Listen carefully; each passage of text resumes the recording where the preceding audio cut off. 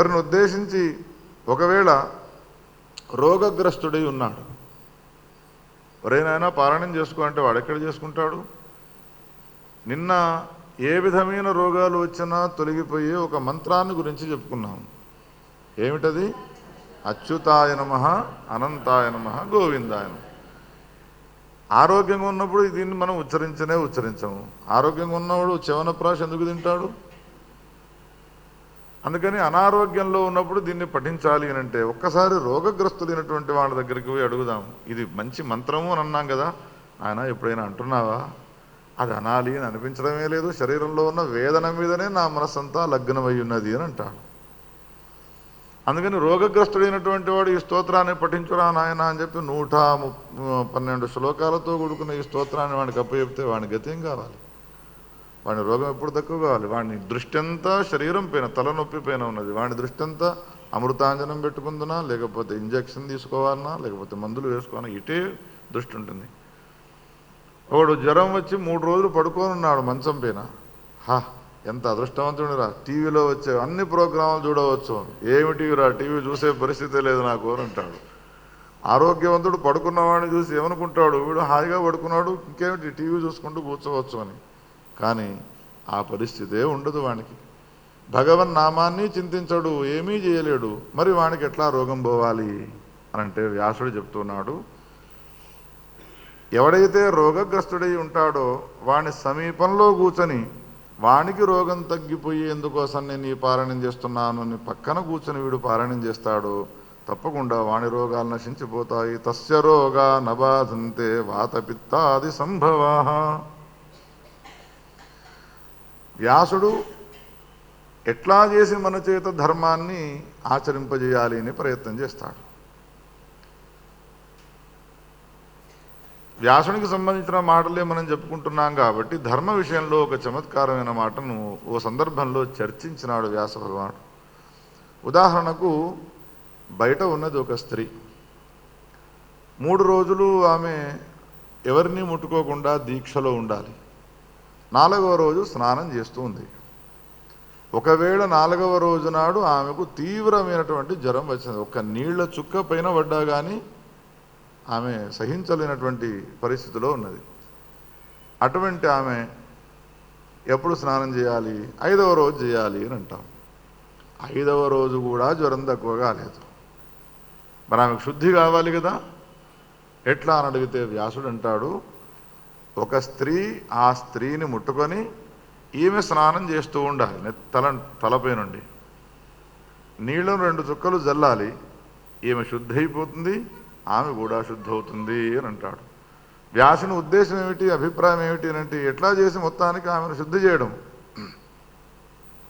గంగలో ముంచితే వాడి పాపాలు పోతాయి, అందుకని నీవు గంగకు తీసుకపో అన్నాడు. నడిచే పరిస్థితే లేదు వానికి, కాశీదాకా ఏం రాగలుగుతాడు? అందుకని ఇంట్లో ఉన్నటువంటి ఏ తల్లిదండ్రులు ఉన్నారో వాళ్లకు మనం వెళ్ళి కాశీ క్షేత్రంలో గంగా స్నానం చేయించేటువంటి అవకాశాన్ని ఏర్పాటు చేసినాడు, వ్యవస్థను చేసినాడు వ్యాస భగవానుడు. ఎట్లా అనంటే, వాళ్ళ గోత్రనామాలతో సంకల్పం చెప్పి స్నానం చేయడం ఒక పద్ధతి అయితే, గడ్డితో ఒక బొమ్మను తయారు చేసి ఆ బొమ్మ పైన ఏ రోగంతో ఉన్నటువంటి వ్యక్తులు ఉన్నారో వాళ్ళని ఆవాహన చేసి గంగలో ఒక 3 సార్లు ముంచి ఎత్తినామనుకోండి, వాళ్లకు స్నాన పుణ్యఫలం వస్తుంది అని చెప్తాడు వ్యాస భగవానుడు. తాను చెప్పినటువంటి ఏ ధర్మం ఉన్నదో ఆ ధర్మమును ఎట్లా చేసి వీళ్ళు పాటించాలి, పారిపోకూడదు.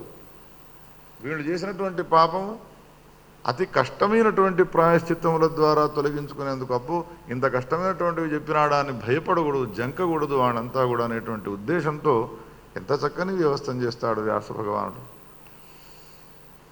ఈ విధంగా వ్యపోహన స్తోత్రాన్ని గురించి కూడా అదే మాట చెప్పినాడు. ఒక దేవీ భాగవతంలో ఒక మాట చెప్తాడు,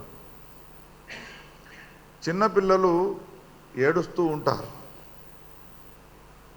పుట్టిన తర్వాత ఇంకా 1-2 నెలలు కావు, సంవత్సరంలోపు ఉండేటువంటి పిల్లలు ఎందుకు ఏడుస్తున్నావురా అని అడిగితే వాడు చెప్తాడా? కడుపు నొస్తుందా, కాలు నొస్తుందా, దోమలు కుడుతున్నాయా, కొన్ని రాత్రులు నిద్రలు పోరు. కొంతసేపు ఈమె ఎత్తుకొని ఇటు అటు తిరుగుతుంది, కొంతసేపు ఆయన ఎత్తుకొని తిరుగుతూ ఉంటాడు. తెల్లవారులు నిద్రలు ఉండకుండా పోతాయి. ఏమిటో తెలియదు. అందుకని వ్యాస భగవానుడు పాపం కరుణించి ఒక స్తోత్రాన్ని చెప్పినాడు, షష్ఠీదేవి స్తోత్రము. చిన్నపిల్లలకు గనక ఒకవేళ ఇటువంటి పరిస్థితులు ఏర్పడి లోపల ఏమున్నదో చెప్పుకోలేకుండా రోజుల తరబడి ఏడుస్తూ ఉన్నారు అంటే ఈ షష్ఠీదేవి స్తోత్రాన్ని పారాయణం చేయాలి. పారాయణం వాడు ఏడుస్తూనే ఉన్నాడు కదా పిల్లవాడు, అక్కడ కూర్చొని పారాయణం చేస్తే మాకు మనసున పట్టదు అని అంటే వ్యాసుడు అంటాడు, షష్ఠీదేవి స్తోత్రమును పారాయణం చేస్తూ ఉంటే తల్లి వింటే చాలు కొడుకున్నటువంటి అనారోగ్యం తొలగిపోతుంది అని చెప్తాడు. ఎక్కడికక్కడికి వ్యవస్థ చేస్తాడు చూడండి. ఈ విధంగా వ్యాస భగవాను యొక్క ఏ పురాణాల్లో చెప్పేటువంటి ధర్మములు ఉన్నాయో అవి ఎంత ఉపాధి ఉన్నాయి. ఇవన్నీ చెప్పుతూ ఉంటే నాకు ధర్మమును ఆచరించేటువంటి పరిస్థితి లేదు అనే వాడు ఎవడూ ఉండడు. ఇంత కిందికి దిగి వచ్చి నాకు ధర్మాన్ని బోధిస్తున్నాడు వ్యాస భగవానుడు, ఎందుకు దీన్ని ఆచరించకూడదు అని ప్రతివాణ్ణి ధార్మికుడిని చేయాలి, ప్రతివాణ్ణి పాపాలు పోగొట్టేటువంటి ప్రయత్నం చేయాలి, ప్రతివాణిలో ఉండేటువంటి పాపాలను తొలగించాలి అని వ్యాస భగవానుడు తాను ఈ విధంగా పురాణ సాహిత్యాన్నంతా కూడా రచించినాడు. శ్రీకృష్ణ గోవింద హరే మురారే హే నాథ నారాయణ వాసుదేవ, హే నాథ నారాయణ వాసుదేవ వాసుదేవ భక్తవత్సల భగవానికి. ఆ తర్వాత అనేక విషయాలు, ఏ మాసములలో శివునికి సంబంధించిన లింగ పూజను ఏ విధంగా చేయాలి. ధాన్యములతో పూజించేటువంటి పూజ ఉన్నది. లక్ష ధాన్యములు, నువ్వులు లక్ష పోసుకోవడం, పెసర్లు, కందులు, ఎన్ని ధాన్యములు ఉన్నాయో అన్ని ధాన్యములు, పూలు ఏ విధంగా లక్ష పోసుకొని 108 రకాల పుష్పాలను సమర్పించుకోవడం. 108 అంటే ఆ పువ్వు ఈ పువ్వు తీసుకువచ్చి 108 అని కాదు. ఒక్కొక్క పువ్వు, మల్లె పువ్వు ఉన్నది అంటే మల్లె పువ్వులు 1,00,000, గులాబీ పువ్వులు ఉన్నాయంటే గులాబీ పువ్వులు 1,00,000. ఈ విధంగా 108 పువ్వులు లక్ష పోసి ఉద్యాపన చేసుకోవడం. మన శ్రద్ధకు ఇవన్నీ కూడా తార్కాణాలు అవుతాయి. ధాన్యాలు తీసుకువచ్చి పోస్తున్నారు. అమ్మ 1,00,000 ఎట్లా లెక్క పెట్టినావు అని అడిగితే, శనిగలను లెక్కబెట్టి ఒక 100నో 200లో జోకి ఆ తర్వాత వాటికి రెట్టింపు ధాన్యాన్ని పోసి 1,00,000గా చేసుకుంటారు. దానికన్నా లెక్కబెట్టే సమయంలోనే శివాయ నమః శివాయ నమః మహాదేవాయ నమః లెక్కబెడుతూ పోసినామనుకోండి, అది తొందరగా మనకు ఫలాన్ని ఇచ్చేది అవుతుంది జోకి చేసిన వాటికంటే. ఈ విధంగా ధాన్యములు, చిన్నపిల్లలు అన్నం తినకుండా మారాన్ చేస్తూ ఉంటారు. సెర్లాకులు అయిపోయినాయి, అందులో రైసుకు సంబంధించినటువంటి సెర్లాకులు వేరే ఉంటాయి, అది కూడా తినడం లేదు. వాడు అన్నాన్ని ఎంత మెత్తగా కలిపి నెయ్యి కలిపి జీలకర్ర వేసి పెట్టినా తినడం లేదు, చింతకాయకు అందులో. అటువంటి సందర్భంలో శివునికి అన్నపూజను చేయాలి అని వర్ణించినాడు. అన్నపూజను శివునికి చేసి మేము ఉండేటువంటి ఇంటిలో ఉన్నటువంటి వ్యక్తులు ఉన్నాము, మా అందరికీ కూడా తినేటువంటి సౌభాగ్యాన్ని, ఇంటి నిండా బియ్యం ఉన్నాయి, ఇంటి నిండా ఐశ్వర్యం ఉన్నది, కానీ నోటికి తాళం వేయబడ్డది. అప్పుడేం చేయాలి?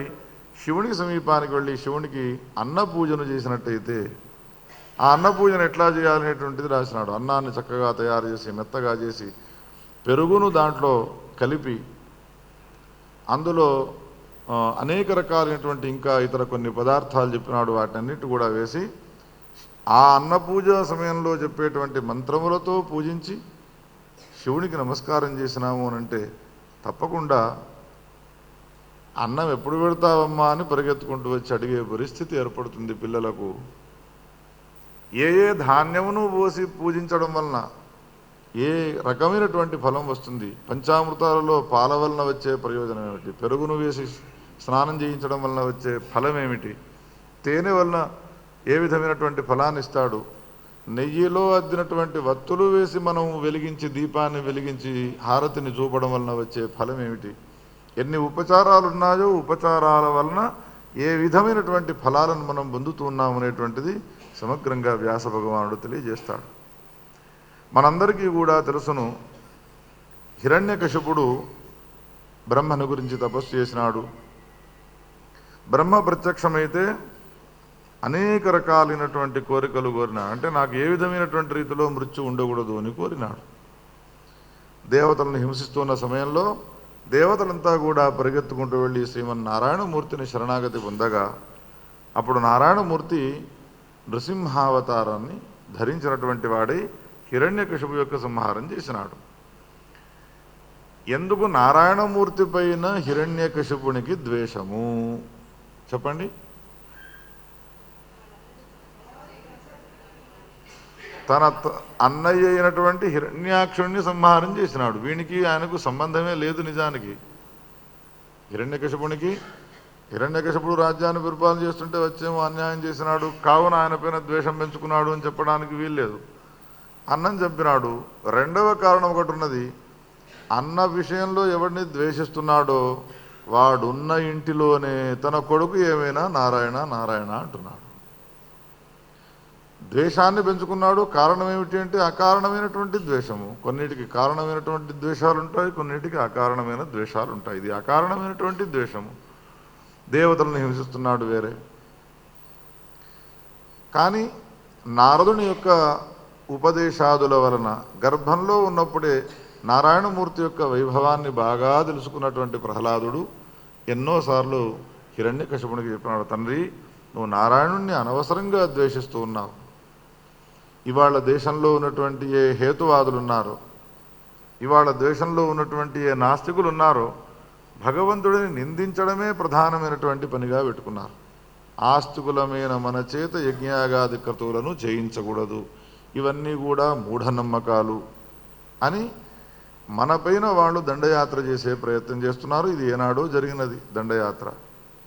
అప్పుడు ప్రహ్లాదుడు ఏమంటాడు, తండ్రి అనవసరంగా నీవు ఆ నారాయణమూర్తిని ద్వేషించకు, కారణరహితంగా. ఎందుకు అనంటే ఆయన అనేక సార్లు నమో నారాయణ వాయు సోమః తథేశానః పావకో మమ యస్సమః మామేవార్చయ భక్త్యా చ స్వల్పం నారాయణం సదా. ఆ ప్రభు అయినటువంటి నారాయణమూర్తి మన చుట్టూ ఉన్నాడు తండ్రి. వాడు లేనటువంటి చోటంటూ ఏది లేదు. సర్వవ్యాపకుడైనటువంటి వాడు. వాడిని విష్ణు అనే పేరుతో పిలుస్తారు. ఇది చాలా బాధాకరమైనటువంటి విషయమైనది హిరణ్యకశిపునికి. అప్పుడు ఏం చేసినాడు, దూతలను పిలిచి దూతలకు ఆదేశం జారీ చేసినాడు, నాకు ద్వేషి అయినటువంటి నారాయణమూర్తిని వీడు నిరంతరము చింతిస్తూ ఉన్నాడు, కావున వీడిని ప్రాణాలతో ఉంచకండి అంటే నీళ్లలో ముంచినారు, చావలేదు. పర్వతాలపై నుండి నెట్టేసినారు, కాళ్ళు చేతులైనా విరగలేదు. అగ్నిలో పడవేసినారు, కాలలేదు వాడు. విషముతో కూడుకున్నటువంటి పాలనిచ్చినారు, భయంకరమైనటువంటి విషపు కూరలతో కాటు వేయించినారు, చావలేదు. ఎందుకు చెప్పండి? నారాయణ నారాయణ జయ గోవింద హరే, నారాయణ నారాయణ జయ గోపాల అని నారాయణ నామం నన్ను రక్షిస్తుంది అని విశ్వసించినాడు. ఆ నారాయణ నామం వాడిని రక్షిస్తూ వెళ్ళినది. తదాథ గర్వభిన్నస్య హిరణ్యకశిపో ప్రభు తత్రైవావిరభూద్ధంతుం నృసింహాకృతిమాస్థితః. చివరికి ఆ దూతలు పక్కకు తీసుకువెళ్ళి వీడిని సరిగ్గా ఏనుగులతో తొక్కిస్తున్నారో లేదో, పర్వతంపై నుండి వీడిని చూసి పడవేయాలి అని అనిపించడం లేదేమో వీళ్లకు అని పొరలో ఉన్నటువంటి ఖడ్గాన్ని తీసి నేనే వీడిని చంపివేస్తాను అని చంపడానికి పూనుకున్నాడు. అప్పుడు తన భక్తుణ్ణి రక్షించే నిమిత్తమై ప్రభు అయినటువంటి శ్రీమన్నారాయణమూర్తి నరసింహ రూపాన్ని ధరించినటువంటి వాడై ఆ సభాభవనంలో ప్రత్యక్షమైనాడు. భక్తవత్సల భగవానికి. అతనితో యుద్ధం జరిగినది. ఆ యుద్ధంలో హిరణ్యకశిపుడు నరసింహస్వామి యొక్క ఆయుధాల చేత సంహరింపబడ్డాడు. వాని కడుపును చీల్చి పేగులనన్నిటిని కూడా పైన వేసుకున్నాడు. ఆనందాన్ని అనుభవిస్తున్నాడు. కానీ పరిస్థితి ఏమైనది? ఆ నరసింహస్వామి అంతటి ఆవేశంతో వచ్చినాడు. అనంత బ్రహ్మాండాలను కూడా ఆయన చీల్చి చెండాడితే కానీ ఆవేశం తగ్గదు. దేవతలంతా వచ్చినారు, ప్రార్థన చేసినారు. ప్రహ్లాదుడు స్తుతించినాడు, శాంతించలేదు. భాగవతంలో అక్కడికి ఆగిపోతుంది. ప్రహ్లాదుడు వచ్చినాడు, స్తుతించినాడు, శాంతించలేదు. అద్భుతమైనటువంటి స్తోత్రాన్ని ఈ సందర్భంలో దేవతలు చేసినటువంటి దాన్ని రాస్తాడు వ్యాస భగవానుడు. ఆయనకున్నటువంటి అంటే ఎంత మహోగ్రమైనటువంటి వేషాన్ని వేసుకుని వచ్చినాడో, హిరణ్యకశపుడి సంహారంలో ఉన్నటువంటి నరసింహస్వామి యొక్క ఆకారాన్నంతా ఈ స్తోత్రాన్ని చదివితే మనకు కళ్ళకు గట్టినట్టుగా ఉంటుంది. ఆయన పాదాల దగ్గర నుండి మొదలుకొని శిరస్సు వరకు కూడా స్తుతించిన తర్వాత దేవతల దిక్కు భయంకరమైనటువంటి గర్జన చేస్తూ చూస్తుంటే దేవతలంటారు, హే స్వామి, ఉగ్రోసి సర్వదుష్టానాం నియంతాసి శివోసినః కాలకూటాది వపుషా త్రాహిన శరణాగతాన్ శుక్రంతు వృత్తం విశ్వేశ క్రీడావై కేవలం వయం తవోన్మేష నిమేషాభ్యాం అస్మాకం ప్రళయో దధౌ. నీకున్నటువంటి ఈ ఆవేశాన్ని తగ్గించుకో. ఒకవేళ నీ ఆవేశం తగ్గలేదు అనంటే బ్రహ్మాండాల్లో ఉన్నటువంటి సకల జీవరాశులు విగత ప్రాణులైపోతారు, ప్రాణాలు లేనటువంటి వాళ్ళు అయిపోతారు. ఉపసంహరించుకోమని ఎంత చెప్పినా ఆయన ఆగడే, ఆవేశంతో ఊగిపోతూ ఉన్నాడే. అప్పుడు దేవతలంతా కూడా పరిగెత్తుకుంటూ కైలాసాధీశుడైనటువంటి శివుని సమీపానికి వెళ్ళి మొరబెట్టుకున్నారు, హే ప్రభు, ఉగ్రమైనటువంటి రూపముతో ఆవిర్భవించినటువంటి నరసింహుడు ఉన్నాడో, నీ ఉగ్రత్వాన్ని ఉపసంహరించుకోవయ్యా అని మేము ఎంతగా ప్రార్థించినా కానీ ఆయన శాంతస్వరూపుడు కావడం లేదు. ఒకవేళ ఆయనలో ఉన్నటువంటి ఈ ఉగ్రత్వాన్ని ఉపశమింపజేయకపోయినట్టయితే ఈ అనంత బ్రహ్మాండాలన్నీ కూడా కాలిపోవడము తప్పనిసరి. అందుకని నీవు ఉదాసీన వైఖరిని అవలంబించక ఒక్కసారి ఈ కైలాసాన్ని వదిలిపెట్టి ఆ నరసింహస్వామి సమీపానికి వచ్చి ఆయనలో ఉన్నటువంటి ఉగ్రత్వాన్ని నీవు శమింపజేయి అన్నాడు. దేవతలంతా కూడా ఇంకేమిటి, ఆయన శరీరంలో నుండి ఆవిర్భవించినటువంటి వీరభద్రుడిని పంపించినాడు. వీరభద్రుడు ఎవడి దగ్గర ఎవడుండానో అట్లా వాడే ఉండాలి. శాంతమైన వాడి దగ్గర శాంతుడే ఉండాలి, కోపానికి వచ్చేవాడి దగ్గర కోపానికి వచ్చేవాడు ఉండాలి. అందుకని శివుని యొక్క శరీరంలో ఆవేశముతో కూడుకున్నటువంటి అవతారం ఏది అనంటే వీరభద్రుడు తన శరీరంలో నుండి ఆవిర్భవించిన వాడు. కాలభైరవుడు, వీరభద్రుడు వీళ్ళంతా కూడా ఆవేశానికి సంబంధించిన వాడు. వెళ్ళినాడు, ఆ నరసింహునికి సంబంధించినటువంటి రూపాన్ని చూచినాడు. చూచే వరకు పర్వతాలన్నిటి కూడా పగలగొడుతున్నాడు, సముద్రం అంతా ఉప్పొంగిపోయేట్టుగా అరుస్తూ ఉన్నాడు. చూస్తూ ఉండగానే ఆకాశంలోంచి నక్షత్రాలని నేలపైన రాలుతూ ఉన్నాయి. సమీపానికి వెళ్ళినాడు, పెద్ద శరీరాన్ని ధరించినటువంటి వాడే. పుచ్చేనైవ సమాబధ్య బ్రాహ్మణ్యే కారణవే పురా బిభర్షి కూర్మరూపేణ వారాహేణ ఉద్ధృత మహీ. ఏ ప్రభు నరసింహ, నారాయణమూర్తి అయినటువంటి నీవే ఈ వేషాన్ని వేసుకున్నావు కదా. జగత్తంతా కూడా అల్లకల్లోలమైపోతున్న సమయంలో రావణ కుంభకర్ణాదులంతా కూడా అధార్మిక ప్రవర్తనతో కూడుకోనండి జగత్తులను నాశనం చేస్తున్న సమయంలో రామునిగా ఆవిర్భవించి నీవు జగత్తులను రక్షించలేదయ్యా. దేవతలు దానవులు సముద్రాన్ని మధించే సమయంలో పర్వతము నీళ్లలోకి వెళ్ళిపోతున్న సమయంలో నీవు కూర్మ రూపాన్ని ధరించి అంత పెద్ద పర్వతాన్ని నీపైన ధరించి అమృతాన్ని ఉత్పత్తి చేసేటువంటి దేవతలకు నీవు సహాయం చేసినాడు. ఎదుటివానికి సహాయం చేసే విషయంలో నీతో సమానమైన వాడు ఇంకెవరైనా ఉన్నారా అని ఈ విధంగా నారాయణమూర్తి ఎన్ని అవతారాలు ఎత్తినాడో, లోకాలకు ఎన్ని రకాలైనటువంటి సందర్భాల్లో ఆయన మంచిని చేసినాడో అదంతా జ్ఞాపకం చేసి ఇప్పుడు కూడా నరసింహునిగా ఆవిర్భవించి హిరణ్యకశపుని యొక్క సంహారం చేసినావు. నీవు నీకున్నటువంటి ఉగ్రత్వాన్ని ఉపసంహరించుకో. లోకాలకు ఉపకారం చేయడానికే నీ అవతారాలు కానీ లోకములకు అపకారం చేయడానికి నీ అవతారం కాదు, ఉపసంహరించుకో అని అన్నాడు. ఈ మాటలు ఉన్నటువంటి నరసింహస్వామి వీరభద్రుడిని చూసి ఏమంటాడు అనంటే, ఆగతోసియతస్తత్ర గచ్చత్వం మాహితం వద ఇదానీం సంహరిష్యామి జగదేతచ్చరాచరం. నాకు నువ్వు బుద్ధులు చెప్పడానికి వచ్చినావా? ఎక్కడి నుండి వచ్చినావో అక్కడికే పో. మరి నువ్వేం చేస్తావు అంటే, నేను ఈ జగత్తులన్నిటి కూడా సంహరిష్యామి చరాచరం అన్నాడు. సంహర్తుర్నై సంహార స్వతో వా పరతోపి వా శాసితం మమ సర్వత్ర శాస్తా కోపి న విద్యతే. నేనే అన్నిటిలో గొప్పవాడను. నన్ను శాసకుడు అని అంటారు, నేనే శాస్తను. నన్ను శాసించేవాడు ఈ లోకంలో ఎవడు లేడు. నువ్వు వచ్చి నీ కోపాన్ని ఉపసంహరించుకోనంటే నీ మాటలు వినేవాడనా నేను? పో ఇక్కడి నుంచి నీ కైలాసానికి అన్నాడు. చాలా మాటలు మాట్లాడినాడు. అప్పుడు వీరభద్రుడు ఒక మాట అన్నాడు. ఏమయ్యా, శాసకుడని నేనే, నన్ను శాసించేవాడు ఎవడు లేడు అని ఇంత ఆవేశంతో విర్రవీగుతూ అల్పాల్ప బల సంపన్నుడైనటువంటి ఆ హిరణ్యకశిపుడు సంహరింపబడ్డాడు. నీ తేజస్సును ఉపసంహరించుకోవయ్యా అని వినయంగా ప్రార్థించినా వినడం లేదు. ఎవడు శాసకుడు అన్నావు కదా, నీకు తెలియదా? అన్నిటికీ అనంత బ్రహ్మాండాలకు ఒకడు ఈశ్వరుడు ఉన్నాడు, వాడిని విశ్వేశ్వరుడు అనే పేరుతో పిలుస్తారు.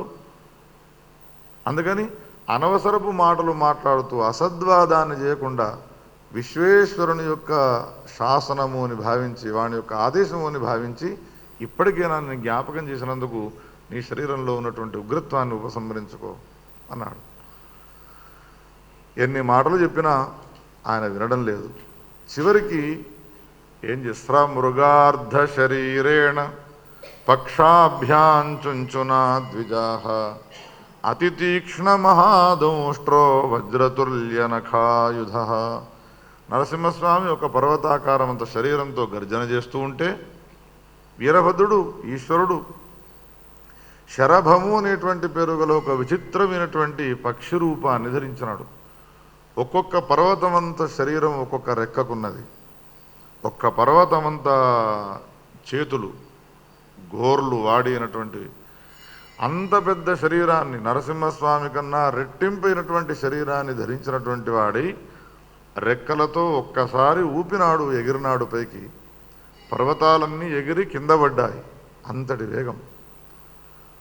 1000 మంది గరుత్మంతులు ఒక్క చోట చేరితే ఎంత శక్తి ఉంటుందో అంత శక్తి సంపన్నుడై రెక్కలను పైకంటున్నాడు, కిందికంటున్నాడు. పర్వతాలు ఎగురుతున్నాయి, కింద పడుతున్నాయి. అప్పుడేం చేసినాడు, నరసింహస్వామి 2 చేతులతో గట్టిగా తీసుకున్నటువంటి వాడి ఆకాశానికి ఎగిరినాడు.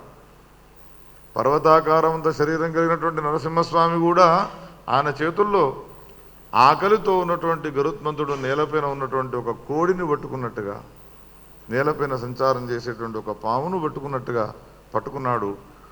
ఆవేశంతో ఉన్నటువంటి ఆ నరసింహస్వామిని పట్టుకొని ఏం చేస్తూ ఉన్నాడు, గట్టిగా అలుముకుంటూ ఉన్నాడు. తన సమీప శరీరానికి తీసుకొని వెళ్ళి పర్వతాలపైన వేస్తాడు, నేలపైన వేస్తాడు, ఇటు అటు ఆయనను పొరలాడేట్టుగా చేస్తాడు. ఉడ్డీయోడ్డీయ భగవాన్ పక్షాఘాత విమోహితం హరిం హరంతం వృషభం విశ్వవేశానం తమీశ్వరం. ఈ విధంగా చేయడం వలన ఎక్కడెక్కడికి తీసుకుపోతూ ఉన్నాడో ఆ నరసింహస్వామిని దేవతలంతా వెంట వెళుతున్నారు. గడ్డి పురకలపైన ఒకసారి ఇటు అటు అంటాడు, నీళ్లలో వేసి ఒకసారి ఇటు అటు అంటాడు. మొత్తానికి ఆయనలో ఉన్నటువంటి ఆవేశాన్ని చల్లార్చేందుకోసం ఈ పనంతా చేశాడు. బాగా కోపంగా ఉన్న వాళ్ళ దగ్గరికి వెళ్ళి ఒక్కసారి గట్టిగా గావలించుకోండి, వాడి కోపం అంతా పోతుంది. నరసింహస్వామిలో ఉన్నటువంటి ఆవేశాన్నంతా కూడా ఎప్పుడైతే తొలగించి వేసినాడో ఆయన ఇంకా ఆవేశానికి వచ్చే పరిస్థితి లేదు అనేటువంటిది ఈయనకు తెలిసినదో వీరభద్రునికి ఆయనను వదిలిపెట్టగానే అప్పుడు ప్రభు అయినటువంటి శివుణ్ణి గురించి పరమాద్భుతంగా స్తుతించినాడు. శివుడు వీరభద్రుడు శలభ రూపంలో వచ్చి నరసింహస్వామిని గట్టిగా అలుముకొని ఆయనలో ఉన్న ఆవేశాన్ని తొలగించినాడు అనేటువంటి ఒక కల్పానికి సంబంధించిన కథ ఇది. ఈ కథను విన్న తర్వాత నరసింహ భక్తులంతా కూడా నరసింహస్వామిని కించపరిచినాడు ఈ లింగ పురాణంలో. అందుకని లింగ పురాణం తామస పురాణము అని అనడానికి వీల్లేదు.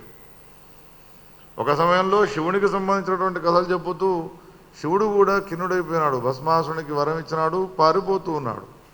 అప్పుడు ఎవరు రక్షించినారు ఆయనను? శంకరుణ్ణి. నారాయణమూర్తే బ్రహ్మచారి వేషంలో వెళ్ళినటువంటి వాడి నీ తలపైన నీవు చేయి పెట్టుకోరా అన్నాడు, భస్మైపోయినాడు. ఇతన్ని ఆయన రక్షిస్తాడు, ఆయన ఈయన రక్షిస్తూ ఉంటాడు. ఇద్దరూ కలిసి లోకానికి ఒక విధమైనటువంటి ఉపకారాన్ని చేసేటువంటి వాళ్ళే అయినారు తప్ప వాళ్ళలో వైమనస్యము వైముత్యం అనేటువంటిది లేదు అనే విషయాన్ని మనం గ్రహించాలి. నరసింహస్వామి చాలా అద్భుతమైనటువంటి స్తోత్రాన్ని చేసినాడు. నమో అపరిమితం కృత్వా అనంత కృత్వో నమో నమః. ఈ విధంగా స్తోత్రం చేసిన తర్వాత యదా యదా మమ అజ్ఞానం అత్యహంకార దూషితం తదా తదాపనేతవ్యం త్వయైవ పరమేశ్వర.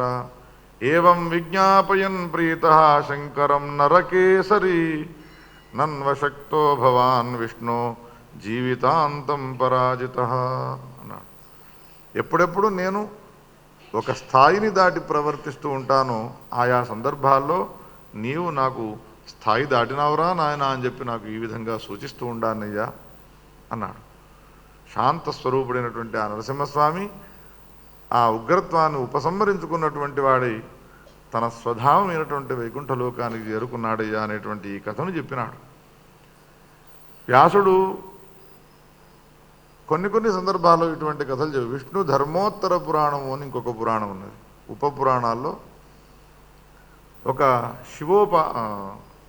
నారాయణమూర్తి యొక్క ఉపాసకుడు ఎప్పుడు చూసినా నిశ్వాసంలో నరసింహ నరసింహ నరసింహ నరసింహ అంటూ ఉంటాడు.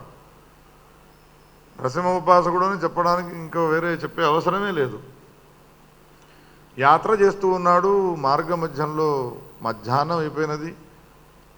అందుకని ఎక్కడైనా ఆ సంపుటాన్ని తీసి నరసింహ శాలిగ్రామను పూజించాలి అని అనుకున్నాడు. నీళ్ల వసతి ఎక్కడా కనిపించడం లేదు. ఒక చిన్న పర్వత ప్రాంతంలో శివాలయం ఉన్నది. అక్కడ బావి వసతి బాగా ఉన్నది అని చెప్పి వెళ్ళినాడు. వెళ్ళి బావిలో నీళ్లతో స్నానం చేసినాడు. సంపుటాన్ని విచ్చి పూజించడానికి పూనుకున్నాడు. ఆ శివాలయంలో పూజించేటువంటి ఏ అర్చకుడున్నాడో అర్చకునికి ఆశౌచం వచ్చినది. ఎవరైనా వస్తే వాళ్లతో ఇంత శివుని పైన హరహర అని లింగం పైన నీళ్లు పోయిద్దాము అని ఈయన అనుకుంటున్నాడు. ఇంకేమిటి, ఈయన వచ్చినాడు కదా, స్నానం చేసి మడితో కూర్చున్నాడు కదా, వెళ్ళి ఆయన అడుగుతున్నాడు, అయ్యా మీరు ఎట్లయినా పూజ చేసుకుంటున్నారు, ఆ పూజ ఏదో లోపల చేసుకుంటే శివుణ్ణి పూజించవచ్చును, మీ నరసింహస్వామిని పూజించవచ్చును అన్నాడు. అంటే ఈ భక్తుడు ఏమన్నాడు, మేము నరసింహోపాసకులము, అందుకని మేము శివుణ్ణి పూజించము, శివుని ఆలయాల్లో కూడా మేము వెళ్ళము అని అన్నాడు. వ్యాసుడు తాను రచించినటువంటి పురాణంలోని కథ ఇది.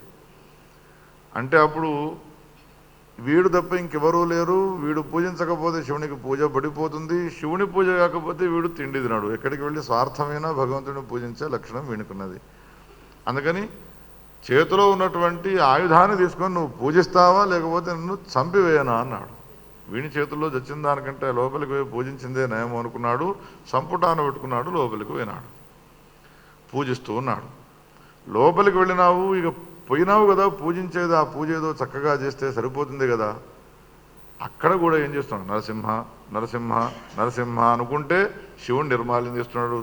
అది ఎట్లా అంటే శరీరం పైన ఏ తేడులో పాములో పాకుతున్న వాడికి ఎట్లా ఉంటుందో శివుని లింగాన్ని ముట్టుకుంటే అట్లా ఉన్నది, తొలగిస్తున్నాడు. బయట ఉన్నటువంటి ఈ అర్చకుడు చూస్తున్నాడు, ఏ మంత్రాలు చదువుతున్నాడు, రుద్రం చదువుతున్నాడా లేదా, నమ శంభవే చమయోభవే చమేస్కరాయ చదువుతున్నాడా లేదా, కానీ అన్నీ ముట్టకుండా నరసింహ నరసింహ అంటున్నాడు. ఏమయ్యా శివుని దాకా వెళ్ళినావు, శివుని పూజ చేసే సమయంలో ఇటువంటి పనులా నువ్వు చేసేది? నారాయణమూర్తిని పూజించే సమయంలో పురుష సూక్తంతో పూజించాలి, శివుణ్ణి పూజించే సమయంలో రుద్రముతో పూజించాలి. అక్కడికి వెళ్ళినా కానీ నరసింహ భక్తిని నీవు ఈ విధంగా కొనసాగిస్తావా అని ఆయుధాన్ని తీసి కొట్టడానికి పోయినాడు ఆవేశంతో. శివుని అంత భక్తి వీనికి. అప్పుడు అతనిని రక్షించే నిమిత్తమై, నరసింహోపాసకుణ్ణి రక్షించే నిమిత్తమై ఆ లింగములో నుండి ఆవిర్భవించినాడు నరసింహస్వామి. నరసింహ భగవానికి. మనకు తెలిసిన కథ ఏమిటిది అనంటే, నరసింహస్వామి ఆవిర్భవిస్తే ఎక్కడి నుంచి ఆవిర్భవించాలి?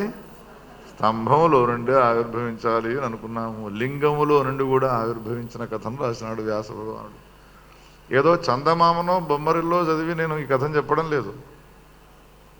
వ్యాసుడు రచించినటువంటి పురాణాల్లోనే ఎన్నో పిట్ట కథలున్నాయి, ఎన్నో చిన్న కథలున్నాయి, ఎన్నో ఉద్రేకాన్ని కలిగించేటువంటి భక్తిభావాన్ని కలిగించేటువంటి కథలు వ్యాస భగవానుడు రాసినాడు.